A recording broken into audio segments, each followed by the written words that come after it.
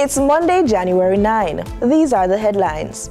In local news, partial reoccupation of Cornwall Regional Hospital being programmed before year's end. Regionally, CARFA encourages enhanced vigilance and vaccination against COVID-19 and influenza. Internationally, at least 29 killed during the arrest of El Chapo's son in Mexico. And in sports, the 25th edition of the Gulf Cup is being held in Iraq. This is the news on PBC Jamaica. I'm Brittany Clark.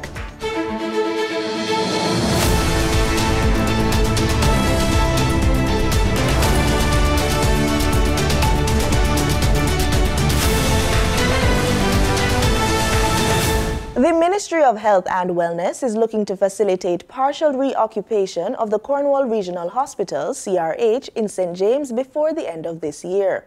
This was disclosed by Portfolio Minister Dr. Christopher Tufton during a ceremony at the hospital on Friday, January 6, to hand over 4 ambulances valued approximately $12 million each, which the government has provided for the Western Regional Health Authority, WRHA.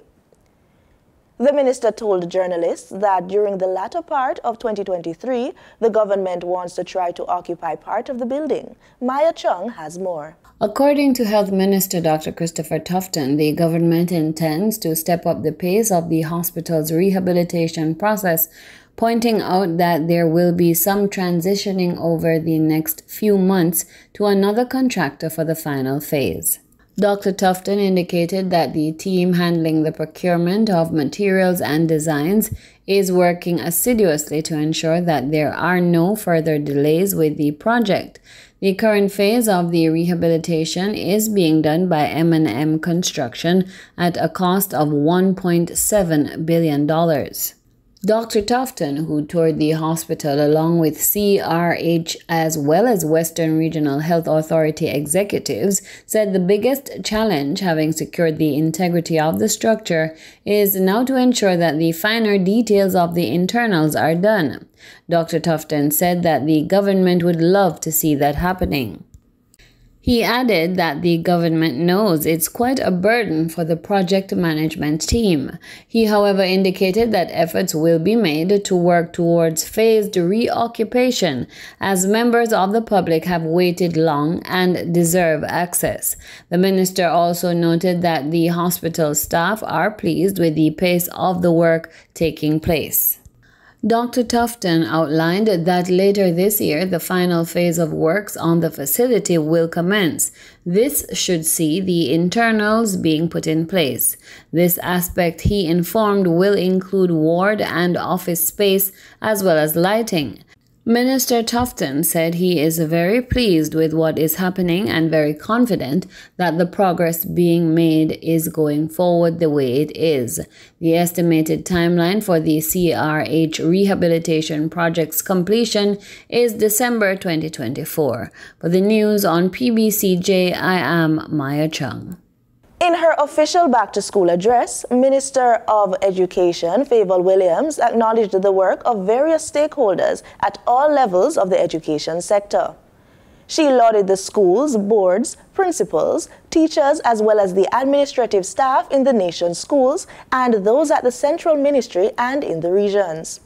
According to Minister Williams, it is these stakeholders' positive energy and dedication to excellence in education that will lead to the transformation in the sector. We have more from Carla Thomas Hewitt. Minister Williams said that starting this term, civics will be taught in all schools, not just in the 95 schools that currently do so. She said the ministry is aware of the various social issues and the need for an intentional and intensive focus on students' development of civic virtues. Minister Williams added that it is understood that there is the need to encourage national pride in Jamaican children from an early age. She said civics in school will serve as a fundamental pillar for students to develop their critical soft skills and become the Jamaicans we want them to be. The Education Minister said that the ministry's emphasis this term and going forward will also be on parent-teacher cooperation as the ministry seeks to complete the harmonious development of the Jamaican students' character. The ministry, she said, would like to see more desirable behavior, less fighting among students, healthy habits, and positive attitudes in personal and social life. Minister William urged that as Jamaicans begin the new term, the preparation for PEP 6 is well advanced and demands engagement in the National Standards curriculum as an important part of the preparations. She added that the curriculum-based tests and the performance tasks require that students use the knowledge, skills, and concepts to which they should have been exposed to be adequately prepared for these tests.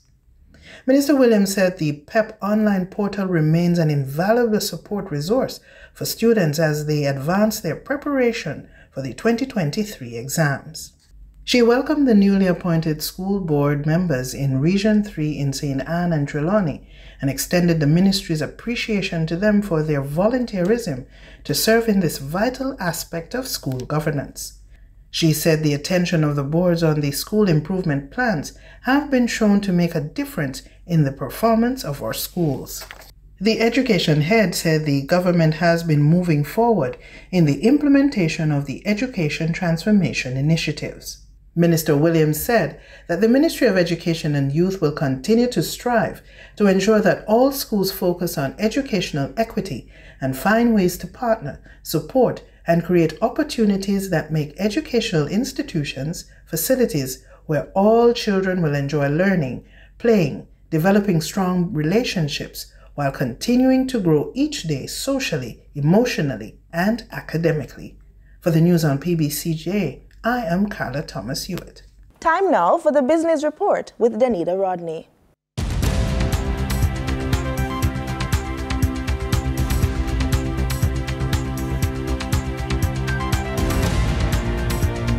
The Bank of Jamaica has announced the successful use of its central bank digital currency Jamdex as a means of payment to facilitate the Employment Generation Christmas Work Program. BOJ, in collaboration with members of the constituencies of Northwest St. Andrew and Southeast St. Andrew, the Constituency Development Fund and National Commercial Bank Link, facilitated the payment of wages and the conduct of transactions by select workers employed in the program in December 2022. BOJ says the successful rollout of Jamdex for the Christmas Work Program represents the first of other government programs to be initiated using Jamdex as a safe, convenient, and secure digital means of payment. Now for your market updates. In foreign exchange trading for Friday, January 6th, the US dollar sold for an average of $154.19. The Canadian dollar ended trading at $113.05. The pound sterling traded for $184.30, and the euro sold for an average of $164.20. In JSE trading, the JSE index advanced by 2,768 points. The junior market index declined by 20 points. The combined market index advanced by 2,398 points, and the All Jamaican Composite Index advanced by 3,559 points. Overall market activity resulted from trading in 112 stocks, of which 56 advanced, 39 declined, and 17 traded firm. Stocks advanced for Access Financial Services Limited, Barita Investments Limited, and the Berger Paints Jamaica Limited. Stocks declined for Blue Power Group Limited, Caribbean Cream Limited, and Caribbean Flavors and Fragrances Limited. Trading firm 138 Student Living Jamaica Limited, AMG Packaging and Paper Company Limited, and Caribbean Assurance Brokers Limited. The overall volume leaders were Trans-Jamaican Highway Limited with over 6 million units, MFS Capital Partners Limited, and Panjam Investment Limited with over 1 million units. In regional stocks, on the Trinidad and Tobago Stock Exchange, Calypso Macro Index Fund was the only active security posting a volume of 14 shares. On the Barbados Stock Exchange, Government of Barbados Bond Series B was the sole security trading over 19,000 shares. In regional business, in the Bahamas, Minister of Tourism, Investment and Aviation Chester Hooper says in the future the island of Exuma can anticipate direct flights from Canada and New York. Minister of Tourism, Investments and Aviation Chester Cooper expressing his satisfaction with aviation in the country, calling it a robust sector. Cooper telling me that in the very near future, the island of Exuma can anticipate even more direct airlift. We continue to build Exuma as the hub for the rest of the southern and central Bahamas. We anticipate that this development is going to continue in the near to medium term. We continue to get good airlift into Exuma from Canada. We expect a new flight direct from New York hopefully very soon. We'll announce that, and therefore this is going to help significantly the islands of the south and central Bahamas as far as their tourists is concerned. Noting the important small aircrafts play in our chain of islands, the aviation minister says there are plans to create more routes for the nation's flag carrier. There's no direct flight, for example, from Nassau to Ragged Island, and I'm hoping to be able to have Bahamas Air bring folks into Exuma, and then small commuter airlines can take advantage of that business opportunity to take them out to Ragged Island. So small aircrafts is a part of our way of life, and we have generally a good safety record in the country for aviation. In international business, reports are that global financial institution Goldman Sachs will begin laying off thousands of employees starting from Wednesday. Goldman Sachs will start cutting thousands of jobs across the firm from Wednesday, two sources familiar with the move told Reuters. That's as it prepares for a tough economic environment in the year ahead. According to one of the sources, the layoffs were expected to total just over 3,000, though the final figure was yet to be set. Bloomberg reported on Sunday that the financial firm would slash about 3,200 positions. Goldman had 49,100 employees at the end of the third quarter. It had hired a significant number of staff during the pandemic. One of the sources said the layoffs are likely to affect most major divisions of the bank, but should center on Goldman Sachs' investment banking division. Both sources said hundreds of jobs were also likely to be cut from its loss-making consumer business. The bank's chief executive, David Solomon, sent a year-end voice memo to staff warning of a headcount reduction in the first half of January, according to two separate sources. Institutional banks have suffered a major slowdown in corporate deal-making activity as a result of volatile global financial markets. The job cuts come ahead of the bank's annual bonus payments, which are usually delivered later in January and are expected to be down about 40%. The bank restarted its annual job-cutting program in September, which had been put on hold for 2 years during the pandemic. The Wall Street giant typically trims about 1 to 5% of its staff each year. These new cuts are said to be coming on top of those layoffs. Goldman Sachs has declined to comment. In market data for oil extended gains rising more than 3% after China's move to reopen its borders boosted the outlook for fuel demand and overshadowed global recession concerns. Brent crude was up $2.38 at $80.95 a barrel, while West Texas Intermediate crude rose $2.36 to $76.13. And that was the business report on PBCJ. I'm Danita Rodney. According to Regional Health Authority, the Caribbean Public Health Agency, CARPHA, COVID-19 cases are still occurring in Caribbean communities. Against this background, CARPHA is encouraging ministries of health to maintain surveillance of severe acute respiratory illnesses, hospitalizations, and deaths. CARPHA is also encouraging PCR testing and gene sequencing of severe hospitalized cases and hospital intensive care to avoid deaths. The agency is also urging the general public to safeguard against the spread of COVID-19 and other respiratory viruses through personal responsibility, that is, practicing cough etiquette and mask wearing according to national protocols. CARPHA's executive director, Dr. Joy St. John, pointed out that many of the new subvariants of Omicron have been circulating in the Caribbean region since last year, as evidenced by gene sequencing results from samples submitted by member states to CARPHA. Dr. St. John stated CARPHA's awareness that more people are self-diagnosing through the use of rapid antigen tests, and so the accurate incidence of COVID-19 is hard to assess. She added there is reduced reporting of hospitalizations and death due to COVID-19. A Barbadian diplomat believes the time is right for the Caribbean to rise and for countries of the region to be global leaders. Our capacity, our creative genius, the warmth and kindness, and make no mistake, it is not an accident that the Caribbean is one of the greatest tourism destinations in the world. People do not come because we are beautiful, even though we are. They come for the beauty of the people. They come because of who we are, not what is here. They come because when they come to this place, to this region, there is a vibe that tells them this is where they have to be. And it is this vibe which we are now going to use to leverage what we have to offer to take our place on the global stage.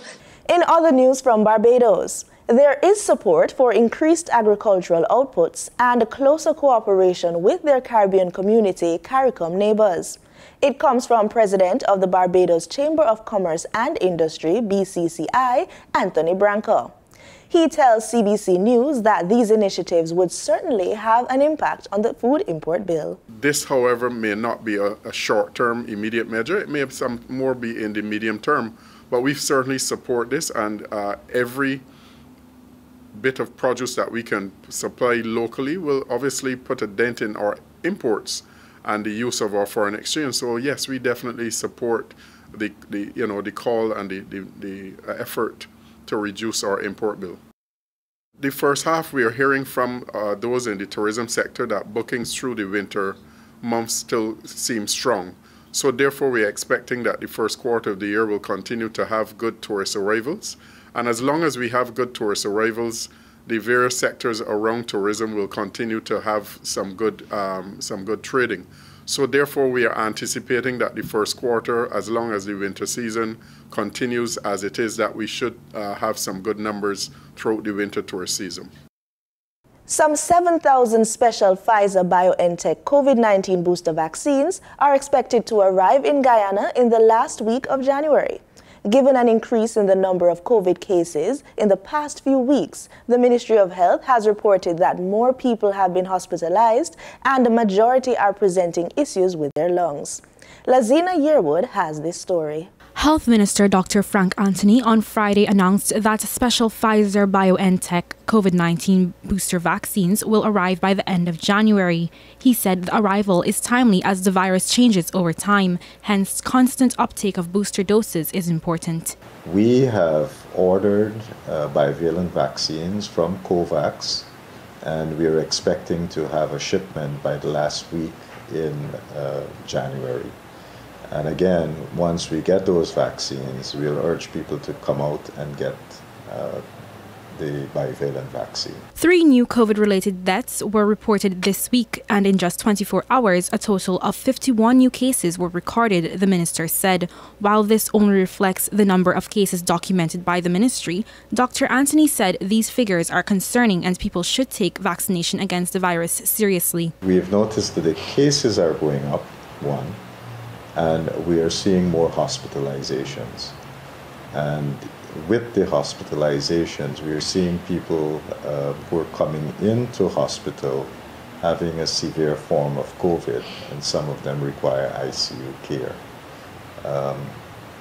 We have seen more people presenting with symptoms, especially in the lung, and that's something that we have been tracking as well. The special vaccines include a component of the original virus strain to provide broad protection against COVID-19. It also includes a component of the Omicron variant to provide better protection against this variant. According to Dr. Anthony, an advisory for persons to be boosted with these special vaccines will be made available.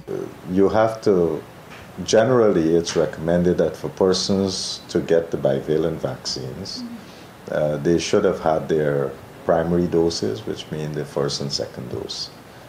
So this is something that we'll be looking at. Although in some countries now, they're recommending that if the person did not have their primary doses and they come, that you can also start them with the bivalent vaccines.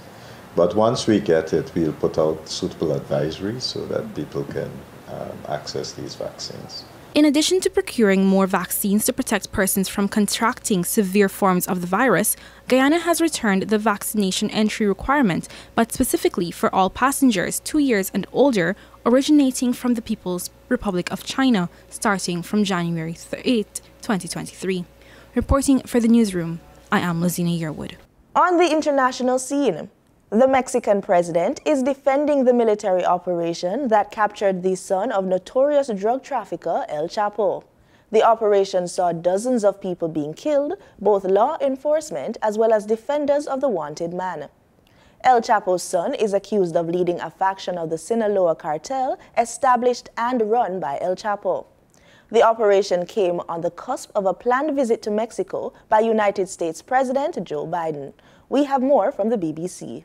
The Mexican president has defended the military operation that captured a drug cartel leader, Ovidio Guzman, the son of jailed drug trafficker El Chapo. Violence erupted in Culiacan, a stronghold of the cartel. At least 19 members of the Sinaloa cartel and 10 members of the military were killed. The arrest comes ahead of a visit by President Biden to Mexico on Sunday. Sylvia Lennon-Spence reports. The son of the notorious drug lord El Chapo, arrested and taken to the same maximum security prison his father escaped from 8 years ago.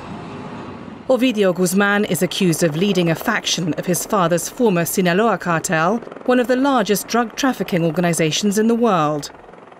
The arrest sparked a wave of violence.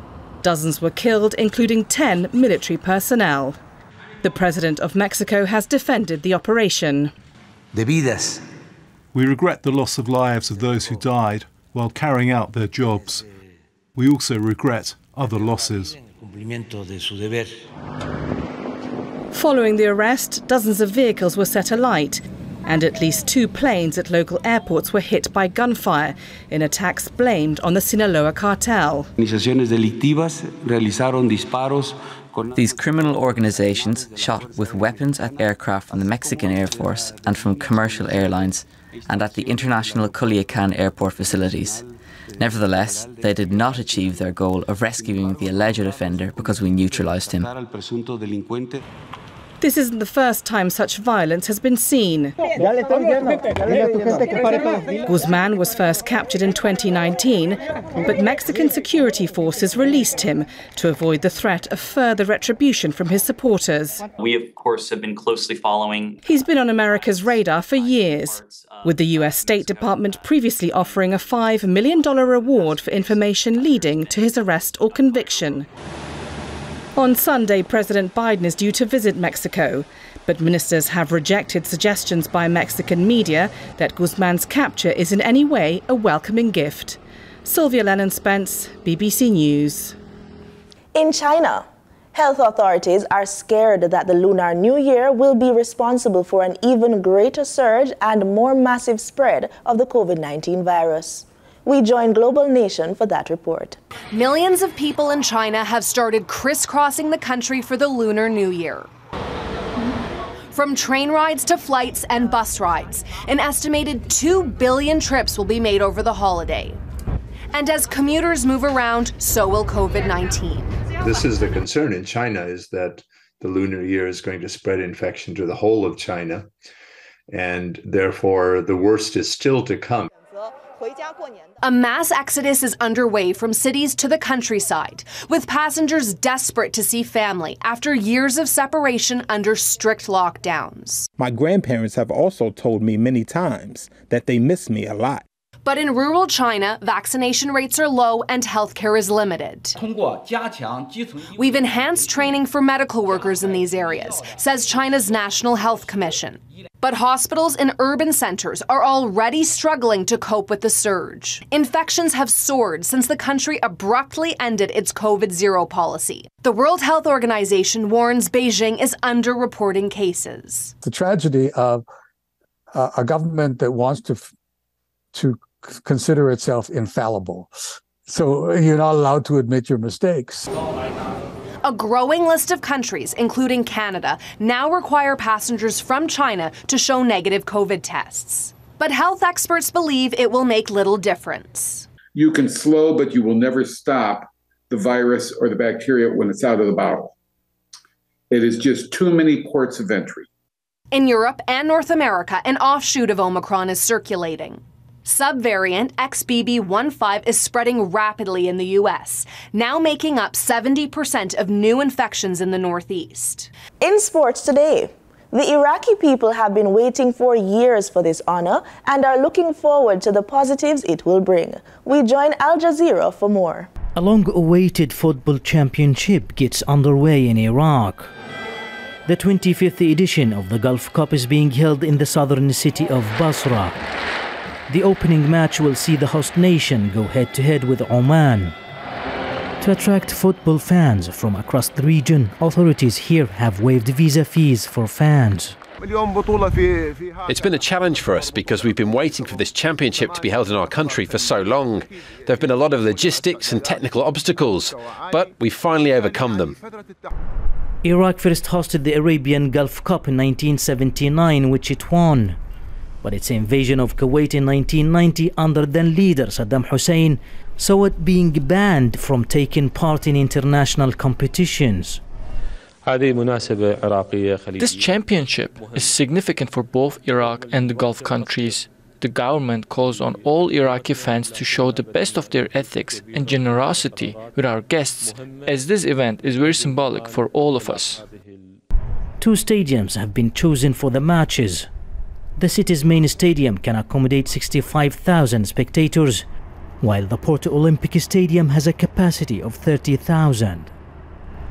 The tournament is expected to have a big impact on the city. Besides revenue from live broadcasting of the matches, advertising and ticket sales, many of Basra's roads and facilities have been upgraded ahead of the event, which will also highlight the city's tourist attractions. Fans from Gulf countries are here to take part in the festivities. We've come by car all the way from Oman to Basra to support our team. The tournament is reuniting all Gulf countries. Iraqis take pride in their ability to host a large tournament like this. They say it can prove crucial for their suffering economy and renew ties with the Gulf countries and the wider Arab world. We Basra residents are so proud of this event. It's the first in Iraq in my generation. We've been preparing for months to make it comfortable for our guests. Basra has been affected by years of unrest and conflict. But if this tournament is a success, it can be a destination once again for more championships and Gulf investments. Mahmoud Abdul Wahid, Al Jazeera, in Basra City, southern Iraq. That's news on PBCJ. I am Brittany Clark. You can follow us on our social media platforms at PBCJamaica. Thanks for watching.